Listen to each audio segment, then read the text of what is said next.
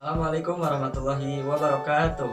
Perkenalkan, nama saya Muhammad Isa Rizkiansyah dengan NIM 203833 dari Pendidikan Geografi Universitas Pendidikan Indonesia. Pada kesempatan kali ini, saya akan membuat sebuah video pembelajaran tentang mineral. Ini merupakan sebuah tugas praktikum geologi. Selamat menyaksikan. Mari kita belajar mineral. Apakah yang dimaksud mineral itu? Apakah ini? Atau ini? Atau ini? Eits, biar gak bingung, mari kita simak pembahasan berikut. Mineral adalah padatan senyawa kimia homogen dan organik yang memiliki bentuk teratur atau sistem kristal dan terbentuk secara alami. Istilah mineral termasuk tidak hanya bahan komposisi kimia, tetapi juga struktur mineral. Mineral termasuk dalam komposisi unsur murni dan garam sederhana, sampai silikat yang sangat kompleks, dengan ribuan bentuk yang diketahui. Senyawa anorganik biasanya tidak termasuk. Mineral dapat dijumpai di sekitar kita, dapat berwujud sebagai batuan, tanah, atau pasir yang diendapkan di dasar sungai. Beberapa daripada mineral tersebut dapat mempunyai nilai ekonomis karena didapatkan dalam jumlah yang besar, sehingga memungkinkan untuk ditambang seperti emas dan perak. Ilmu yang mempelajari mineral disebut mineralogi. Bagaimanakah pandangan para ahli mengenai mineral? Menurut L.G. Berry dan B. Mason pada tahun 1959, mineral adalah suatu benda padat homogen yang terdapat di alam, terbentuk secara anorganik, mempunyai komposisi kimia pada batas-batas tertentu, dan mempunyai atom-atom yang tersusun secara teratur. Kemudian, pada tahun 1972, D.G.A. Witten dan J.R.P. Brooks berpendapat bahwa mineral adalah suatu bahan padat yang secara struktural homogen mempunyai komposisi kimia tertentu, dibentuk oleh proses alam yang anorganik.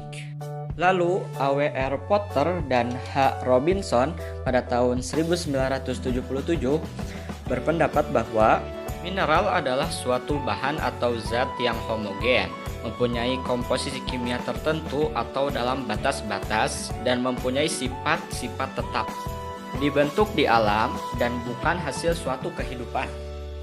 Lalu bagaimanakah proses terbentuknya mineral?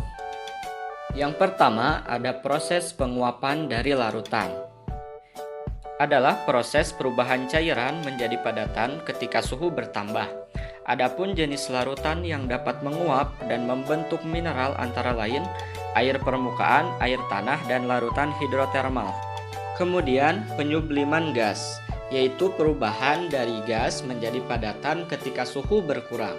Proses ini terjadi ketika gas-gas volkanik keluar ke permukaan bumi atau gas-gas dari larutan terpisah di bawah permukaan bumi. Kemudian proses kristalisasi adalah perubahan bentuk dari cairan menjadi padatan saat temperatur menurun. Kristalisasi terjadi pada aliran lava di permukaan yang membentuk mineral vulkanik atau pada magma di bawah permukaan yang membentuk mineral plutonik. Kemudian, pertumbuhan pasa padat merupakan tumbuhnya kristal-kristal mineral baru sebagai pengganti mineral yang telah ada sebelumnya. Proses ini umumnya terjadi saat proses metamorfisme. Lalu, reaksi padat cair atau padat gas terjadi ketika suatu mineral kontak dengan suatu cairan atau gas. Maka atom-atom mineral tersebut akan bereaksi dengan atom pembentuk cairan atau gas tersebut, kemudian membentuk ikatan dan menghasilkan suatu mineral baru. Klasifikasi mineral. Mineral diklasifikasikan berdasarkan dua sifat, yaitu sifat fisik dan sifat kimia. Berdasarkan sifat fisiknya, mineral adalah senyawa yang terbentuk oleh proses alam melalui proses geologis. Biasanya bersifat padat, mempunyai komposisi kimiawi tertentu, serta mempunyai sifat fisik tertentu pula. Pada umumnya mineral bersifat padat, akan tetapi dapat juga berwujud cair atau gas. Untuk membedakan mineral yang satu dengan yang lainnya, dapat menggunakan berbagai sifat-sifatnya yang berbeda, seperti bentuknya, cara terjadinya, belahan dan pecahannya, warna, kilap dan sifat tembus cahaya, kekerasan, berat jenis, kemagnetan, susunan kimia, dan beberapa sifat lainnya. Adapun berdasarkan senyawa kimiawinya, mineral dapat dikelompokkan menjadi mineral silikat dan mineral non-silikat. Terdapat 8 kelompok mineral non-silikat, yaitu kelompok oksida, sulfida, sulfat, native element, halid, karbonat, hidroksida, dan fosfat. Adapun mineral silikat mengandung unsur silikon dioksida yang umum dijumpai dalam batuan. Tidak kurang dari 2000 jenis mineral dikenal hingga sekarang. Namun ternyata hanya beberapa jenis saja yang terlibat dalam pembentukan batuan. Mineral-mineral tersebut dinamakan mineral pembentuk batuan atau rock forming minerals, yang merupakan penyusun utama batuan dari kerak dan mantel bumi.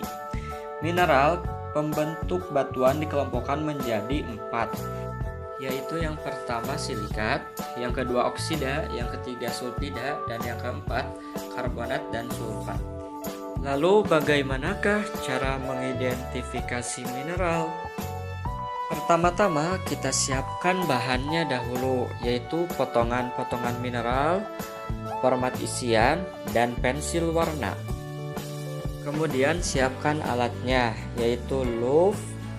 Alat ini merupakan lensa pembesar yang berguna untuk memperbesar mineral yang diamati supaya lebih jelas butiran-butiran atau bentuk mineral yang akan diselidiki. Yang kedua, skala kekerasan Mohs. Alat ini berguna untuk menentukan kekerasan tiap mineral yang diamati dengan cara menggoreskan pada mineral yang diamati, kemudian dimulai dari skala yang paling keras sampai mineral tersebut dapat tergores oleh alat skala Mohs tersebut. Kemudian yang ketiga, keping porselin. Alat ini berguna untuk menentukan warna cerat tiap mineral yang diamati dengan cara menggoreskan mineral pada keping porselin pada bagian yang kasar.